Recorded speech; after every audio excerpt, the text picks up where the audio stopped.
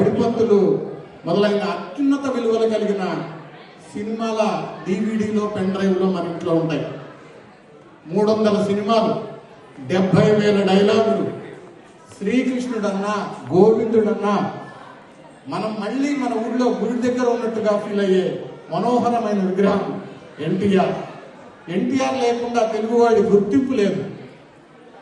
అడిలైన్లో ఉన్న మనందరినీ కలిపి ఉంచుతున్న ఏకైక పదం ఎన్టీఆర్, తెలుగుదేశం.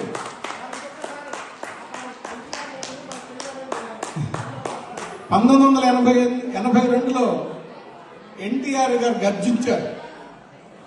ఈ సందర్భంలో మేమందరం కూడా ఆ గర్జనలో పాల్గొన్న వాళ్ళమే. మల్కాజ్గిరి నుంచి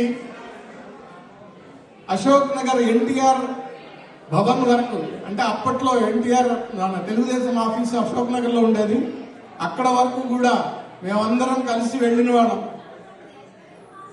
ఆత్మగౌరవం అనే మాట మన అడిలైడ్ వాళ్ళకు కూడా ఎంత బాగా ఉపయోగపడుతుందో మనం ఇక్కడ చూస్తున్నాం.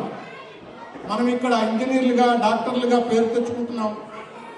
అలాగే ప్రతిరోజు ప్రతి సందర్భంలో కూడా ఎన్టీఆర్ గారిని మనం స్మరించుకుంటున్నాం. ఆయన జీవితంలో ఎంతో క్రమశిక్షణతో కష్టపడి పైకి వచ్చిన వ్యక్తి. అలాగే మనం కూడా ఇక్కడ ఎంతో